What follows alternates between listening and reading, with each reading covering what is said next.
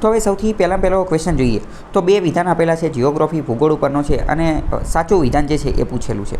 પહેલું એવું કહે છે કે ક્લાઇમેટ ચેન્જના કારણે ચોમાસા પહેલાં અને પછી અરબ સાગરમાં અરેબિયન સીમાં ચક્રવાતની સંખ્યા જે છે એ ઘણી બધી વધી ગઈ છે.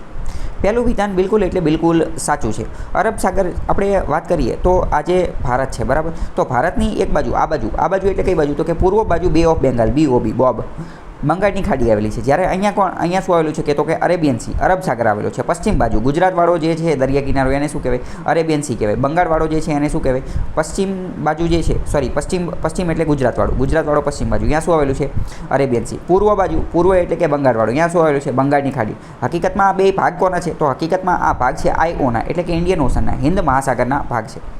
તો વાત કરીએ કે ભાઈ આ જે બે ઓફ બેંગાલ જે છે ત્યાં ચક્રવાત સાયક્લોનની સંખ્યા ખૂબ જ વધારે આવતી હતી, બરાબર. ત્યાં ખૂબ વધારે સાયક્લોન આવતા હતા. અરેબિયન સી અને બે ઓફ બેંગાલ બેની કમ્પેરિઝન, બેની સરખામણી કરીએ તો બે ઓફ બેંગાલની અંદર સાયક્લોન વધારે આવતા હતા. પરંતુ ક્લાઇમેટ ચેન્જ થયું છે ને, ક્લાઇમેટ ચેન્જના કારણે પરિસ્થિતિ બદલાઈ ગઈ છે અને હવે અરેબિયન સીની અંદર પણ સાયક્લોનનું પ્રમાણ જે છે એ વધી ગઈ છે. તો ક્લાઇમેટ ચેન્જના કારણે ચોમાસા પહેલાં અને પછી અરબ સાગરમાં ચક્રવાતની સંખ્યા વધી ગયેલી છે. વિધાન સાચું છે. જો ક્લાઇમેટ ચેન્જ વગર કીધેલું હતું, ક્લાઇમેટ ચેન્જની વગર વાત કરીએ તો સાયક્લોન વધારે ક્યાં આવે છે, તો કે બોબની અંદર, બે ઓફ બેંગાલની અંદર, બંગાળની ખાડીની અંદર. તો પહેલું વિધાન સાચું છે.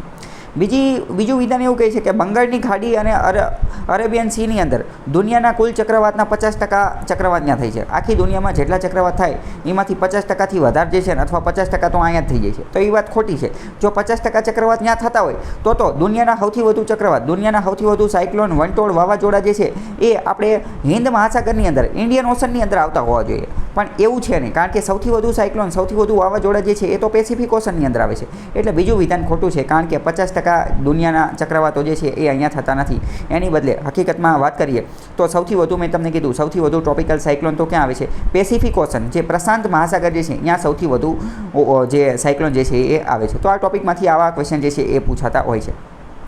બીજી આપણે વાત કરીએ કે આ સાયક્લોન જે છે ને, સાયક્લોન ઉપર મેં ડિટેલમાં એક આખો વિડીયો લેક્ચર બનાવેલો છે, એ તમે જોઈ લેશો તો પણ તમને ઘણી બધી વસ્તુ જે છે એ ખબર પડી જશે. તો એ વિડીયો તમે જોઈ લેજો.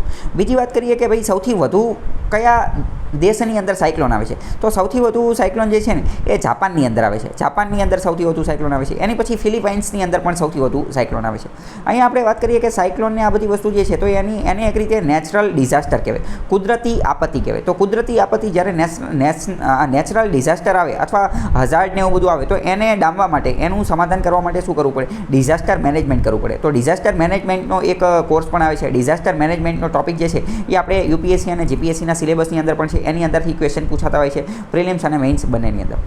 તો વાત કરીએ કે આજે નેચરલ ડિઝાસ્ટર જે છે, નેચરલ ડિઝાસ્ટર એને ડામવા માટે જાપાનનું એક શહેર જે છે, સેન્ડાઈ નામનું શહેર, ત્યાં બધા વિશ્વના બધા લોકો ભેગા થયા અને નક્કી કર્યું કે આપણે આ અર્થક્વેક એટલે કે ભૂકંપ, ફ્લડ એટલે કે પૂર, પછી આજે સાયક્લોન એટલે કે ચક્રવાતને, ટાઇફૂનને, આ બધી વસ્તુ એને ડામવા માટે કંઈક કરવું જોઈએ. એની માટે ગાઈડલાઈન, ધારા ધોરણો ને એવું બધું કરવું જોઈએ. તો અહીંયા બધા દેશો ભેગા થયા અને નક્કી કર્યું કે આપણે હવે સેન્ડાઈ ફ્રેમવર્ક બનાવી છે. એક ફ્રેમવર્ક બનાવ્યું, એક બંધારણ બનાવ્યું, એક બધા નિયમો ને એવું બધું બનાવ્યું, શું કરવાનું, શું નહીં કરવાનું, ને ઇન્ફ્રાસ્ટ્રક્ચર કેવું બનાવવાનું. તો એને સેન્ડાઈ ફ્રેમવર્ક કહે છે. પ્રશ્ન પૂછી જશે સેન્ડાઈ ફ્રેમવર્ક કોની સાથે સંબંધિત છે, તો એ આ સાયક્લોન એટલે કે નેચરલ ડિઝાસ્ટરની એ બધાની સાથે સંબંધિત છે.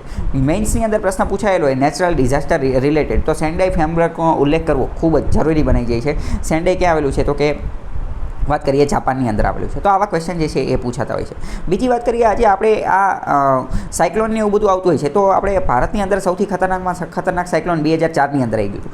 2004ની અંદર સાયક્લોન આવ્યું, એની પહેલાં આપણે 2001ની અંદર ભૂકંપ થયેલો હતો. તો આ બે વસ્તુ થઈને એટલે ભારત સરકારની આંખો ખુલી ગઈ અને થઈ ગયું કે ભાઈ આવા તો નેચરલ ડિઝાસ્ટર આપણે વારંવાર આવતા રહે છે, તો આપણે એને કોમ્બેટ કરવા માટે, એનો સામનો કરવા માટે કંઈક કરવું પડશે. એટલે ભારત સરકારે એક બનાવ્યું ડીએમએ બનાવ્યું. શું બનાવ્યું? ડીએમએ શું છે, તો કે ડિઝાસ્ટર મેનેજમેન્ટ એક્ટ, એટલે કે ડિઝાસ્ટરનો સામનો કરવા માટે આપણે એક કાયદો બનાવી દીધો. અને એ ડિઝાસ્ટર મેનેજમેન્ટ એક્ટ અંતર્ગત 4 મહત્વની સંસ્થા બનાવી. એક તો નડમા, NDMA, national disaster management authority, NDMA, national disaster management authority. આવી એક ઓથોરિટી બનાવી દીધી અને આ ઓથોરિટીને એટલી પાવરફુલ બનાવી દીધી કે આના હેડ ડાયરેક્ટ પ્રાઇમ મિનિસ્ટર, વડાપ્રધાનને બનાવી દીધા.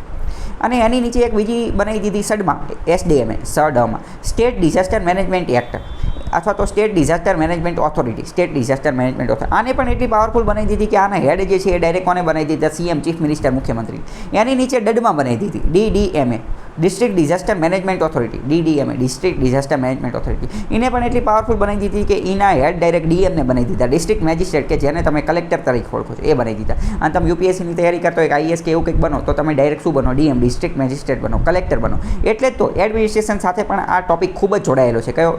આ ડિઝાસ્ટર મેનેજમેન્ટ. એટલે વારંવાર આ પ્રશ્ન પૂછતા હોય છે. પ્રશ્ન એવો પણ ઘણી બધી વાર થાય કે ડિઝાસ્ટર મેનેજમેન્ટને સિલેબસમાં રાખેલું છે શું લેવા? એ એટલા માટે જ તો રાખેલું છે કારણ કે કલેક્ટર જે છે એના હેડ હોય અને બધા જે એડમિનિસ્ટ્રેટર જે વહીવટદારો જે એડમિનિસ્ટ્રેશનની અંદર કામ કરતા વ્યક્તિ હોય તો એમને આ બધાનું કામ કરવાનું હોય. જ્યારે સાયક્લોન એવું બધું આવતું હોય તો સ્થળ તપાસ માટે જવાનું હોય, ત્યાં સર્વે ને એવું બધું કરવાનું હોય. અને આમાં મહત્ત્વની 3 વસ્તુ આવે, એક તો પ્રી ડિઝાસ્ટર, ડ્યુરિંગ ડિઝાસ્ટર અને પોસ્ટ ડિઝાસ્ટર. તો આ બધું કામ કરવાનું હોય. એ બધું કે ભાઈ જાનહાનિ કેટલી થઈ છે એની બધું ચેક કરવાનું હોય ને આવું બધું કામકાજ જે છે એ કરવાનું હોય છે. તો આ પ્રશ્ન પ્રિલિમ્સ મેઇન્સ ગમે એની અંદર પ્રશ્ન પૂછાતા હોય છે.